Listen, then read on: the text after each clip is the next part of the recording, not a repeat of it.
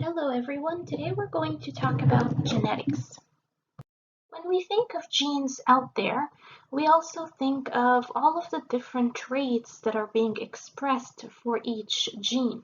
So let's say we look at our eye color gene.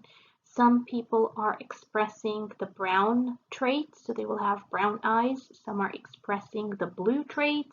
Some are expressing green trait.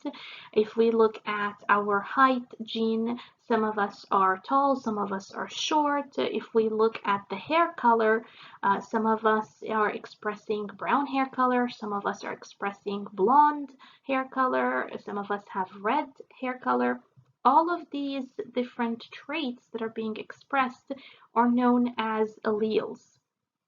So let's say that someone is carrying the brown allele and another individual is carrying the blonde allele. Now it turns out that some alleles are more expressive over others, and so therefore we give them the term dominant over the recessive traits. So brown is known to be dominant over blonde. And so blonde is going to be our recessive allele. To express a dominant allele, we usually give it a capital letter. And to express a recessive allele, we give it a lowercase letter. Now, always stick with the same letter. So if you are going to go with a capital S, then the recessive trait has to be a lowercase s. If you're going to choose that brown, I'm going to give it a capital B, then blonde has to be a lowercase b. Now, there are two terms, genotype and phenotype. Genotype, it's the DNA that you are carrying. So that's hidden. You can't really see the DNA that you are carrying, but you can see your phenotype because phenotype, it's what's going to be physically expressed. So I can see that you have brown eyes. I can see that you're tall. You have red hair, that's going to be your phenotype. Genotype, it's going to be, as I said, the DNA that you are carrying, the alleles that you are carrying. From each parent, we are going to inherit one allele for each gene. So if someone's genotype, they are carrying two capital B's, they've inherited one capital B from their mom, and they've inherited one capital B from their dad. So you inherit one allele from your mom and one allele from your dad. So let's say this individual right here inherited two capital B's from their parent. What are we going to call that genotype? We call it homozygous dominant. Homozygous meaning the same. And so those two alleles are exactly dominant. They are the same. And so therefore we call them homozygous dominant. Now what's the phenotype that's going to be expressed? This individual is going to express the brown trait. So you're going to see that they have brown hair color. Let's say someone inherited a capital B from their mom and a lowercase b from their dad. The genotype is called heterozygous because the alleles are different. Now, what's the phenotype that's going to be expressed? It's still going to be the brown hair color. Why? Because the brown allele is going to express itself over the recessive blonde allele, and the person is going to show brown hair color. But we say that individuals that are heterozygous, they are carriers. Why? Because they are carrying a recessive allele that's not being expressed, but they are still carrying it, and they can definitely pass it on to their offspring. So heterozygous individuals are also known as carriers. Let's say someone inherits two lowercase b's, one from their mom, one from their dad. The genotype is going to be known as homozygous recessive. because the two alleles are now the same and they are recessive. And the phenotype that's going to be expressed is going to be blonde. So you notice that to express a recessive trait, in this case, our recessive trait is the blonde hair color, you need at least 2 recessive alleles. But for you to express a dominant trait, you can either be homozygous dominant or you could be heterozygous. Let's say that my dad has brown hair, and that's all I tell you, that my dad has brown hair. Now, if my dad has brown hair, then I know, genotype-wise, my dad must be carrying a capital B. But my dad could be homozygous dominant, or my dad could be heterozygous. If you are not given any extra hints, then you can't really be sure whether the individual is going to be homozygous dominant or whether the individual is going to be heterozygous. So you would just say that if someone has brown hair, they could be either, unless you are given more hints. So let's say that his daughter has blonde hair. Now, for his daughter to express blonde hair, she must be carrying 2 lowercase b's. One lowercase b from her mom, and she has to get the other lowercase b from her dad. So if we go back and try to figure out the dad has to be heterozygous for him to have a daughter who is blonde. And so that's what I mean by if you're given more hints, then you can definitely choose whether the dad is going to be homozygous dominant or heterozygous.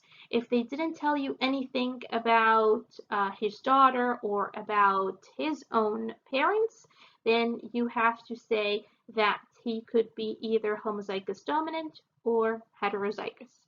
But in this example, since his daughter is blonde, he must be heterozygous.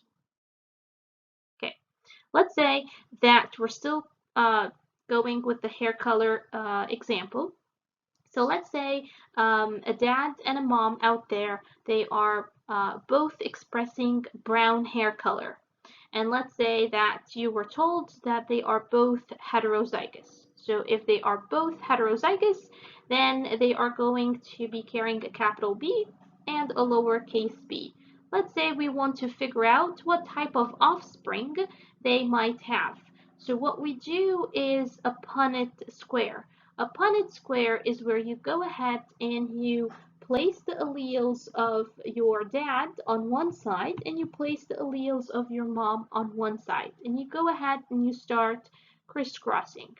So you can see that you can have 4 offspring.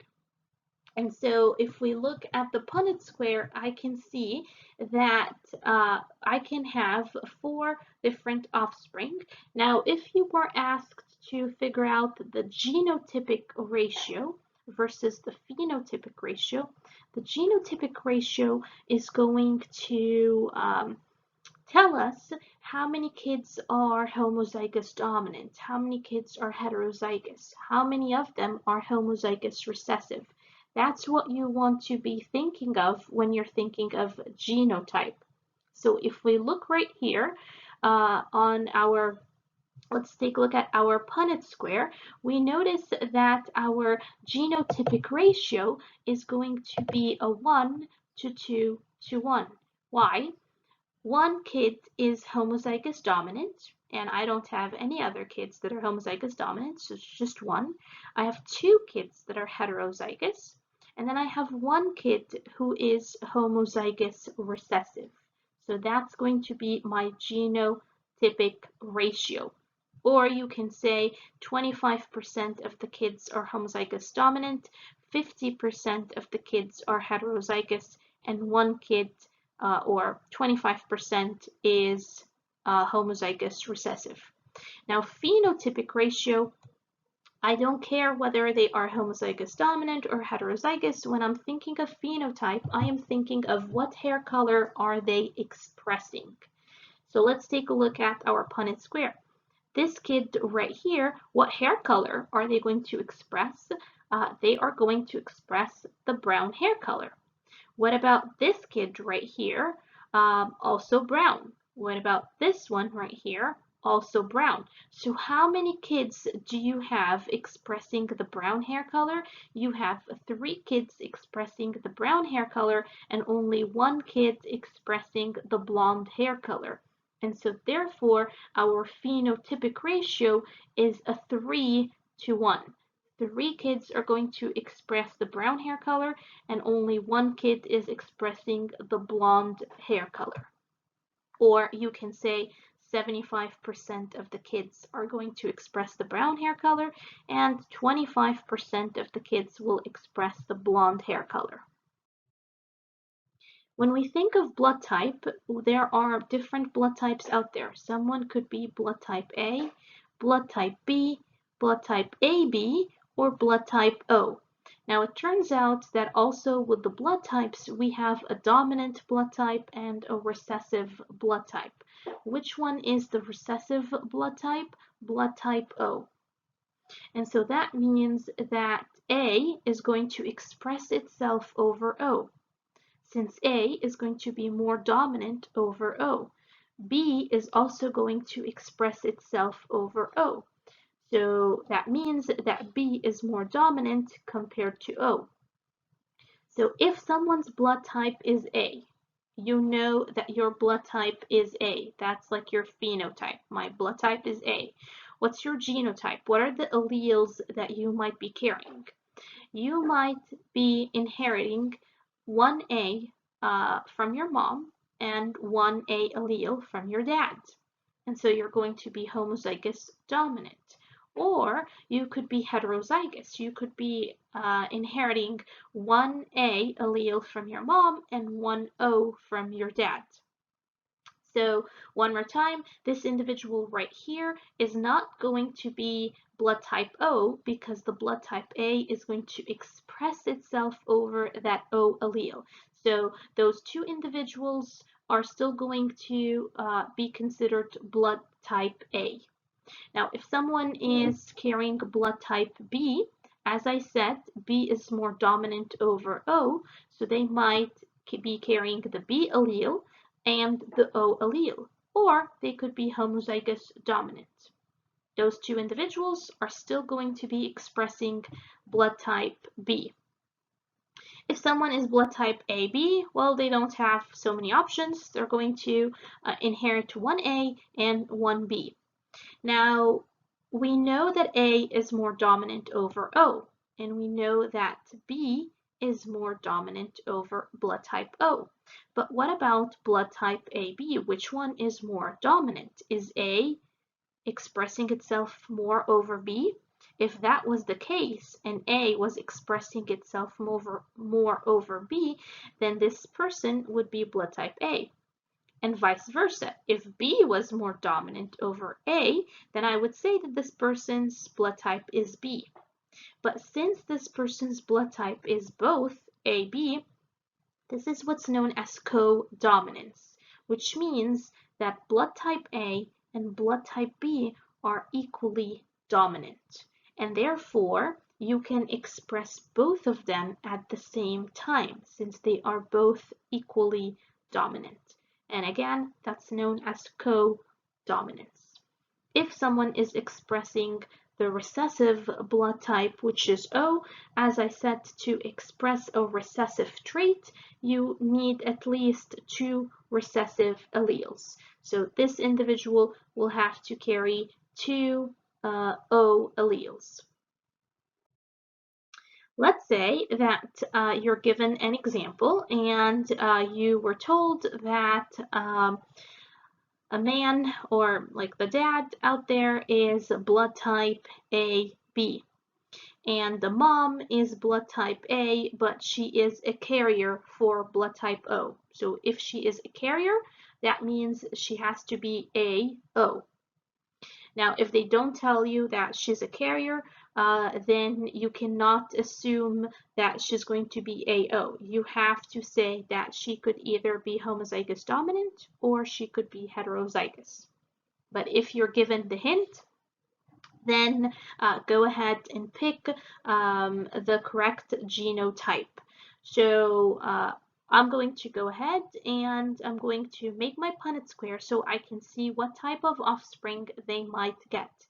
So here's my alleles for the dad, and here are the alleles for the mom. If we go ahead and do the Punnett square, we get 4 options for the kids. Let's go ahead and figure out the genotypic ratio.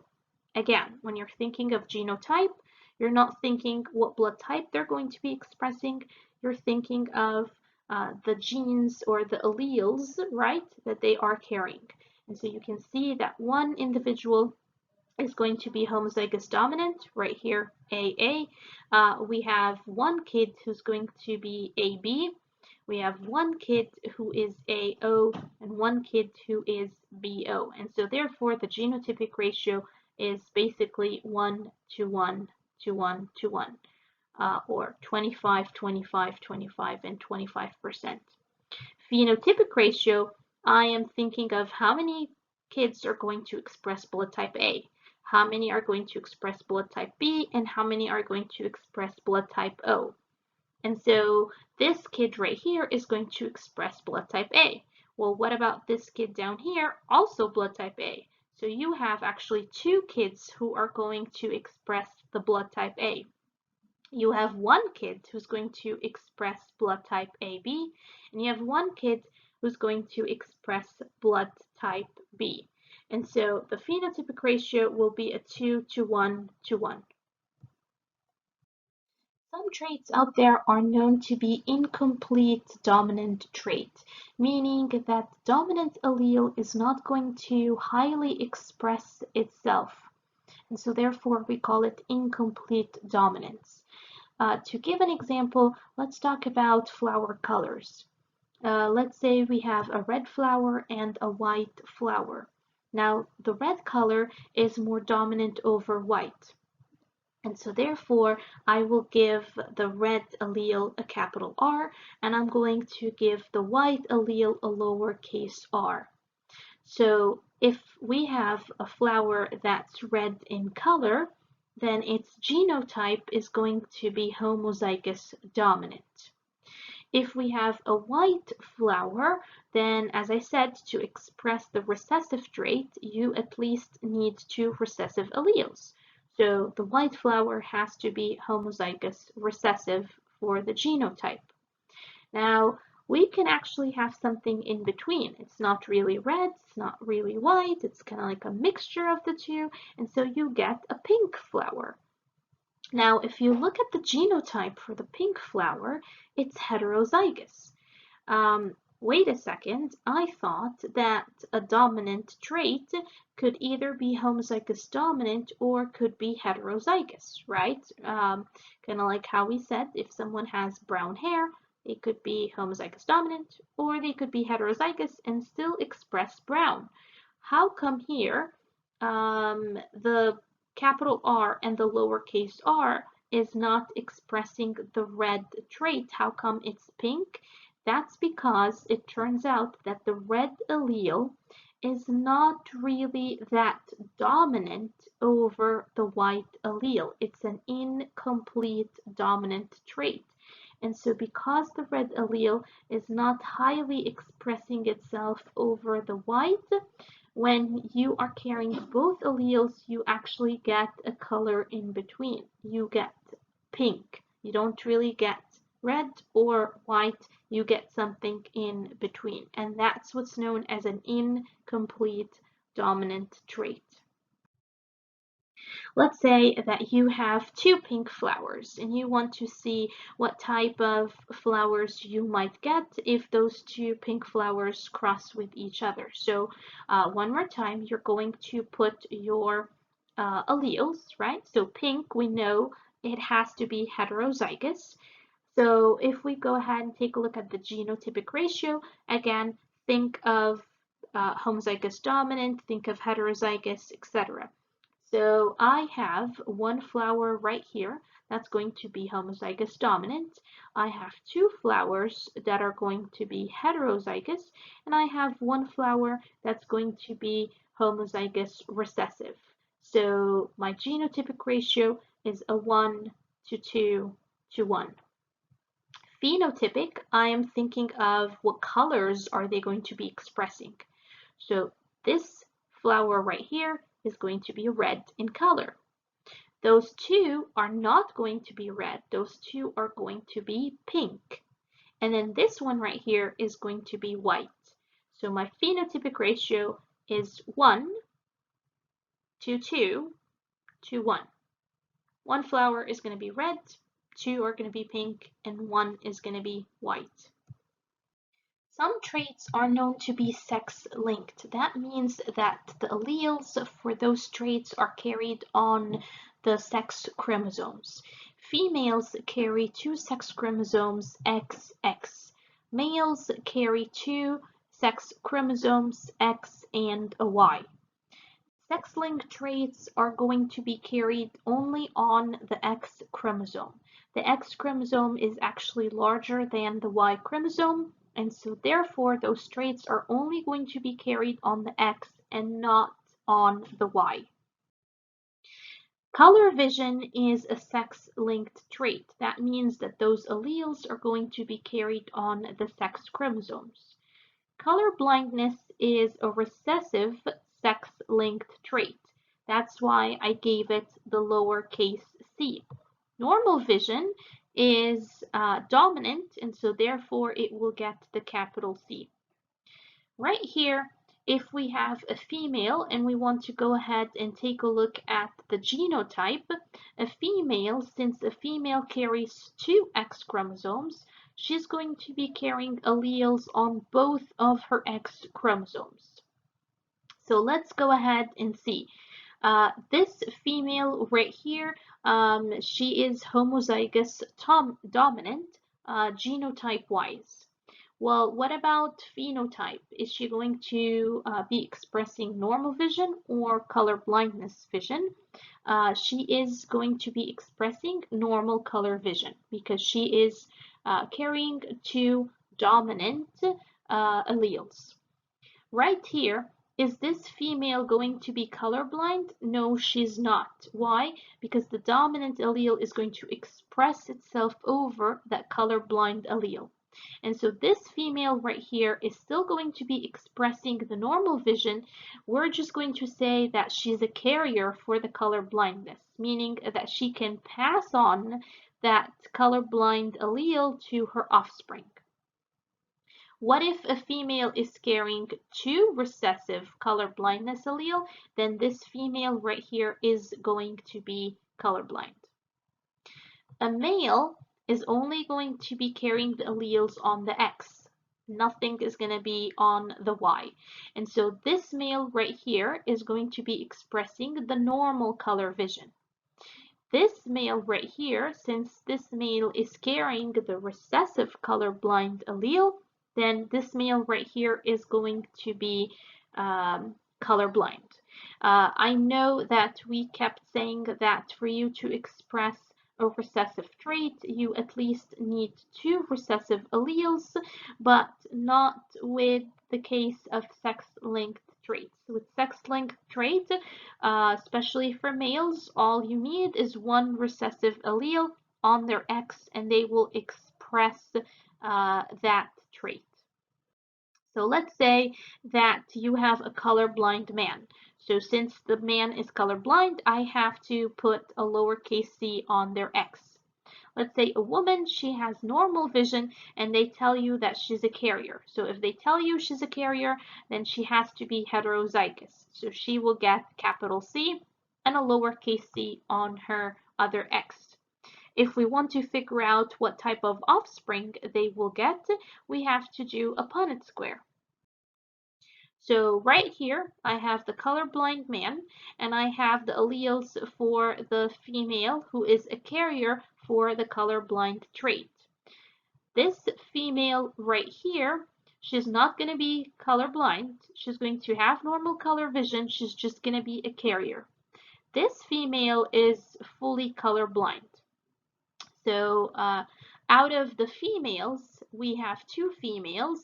50% of the females will be colorblind. The other 50% of the females will not be colorblind at all. They are just going to be carriers. We have two males. Out of the two males, we have one male who is going to be expressing normal color vision, and 50% of the males will be expressing the color blindness trait. So the total of the 4 kids, you're going to have 2 kids that are going to be colorblind. Out of the females, half of the females will be colorblind. Out of the males, half of the males will be colorblind.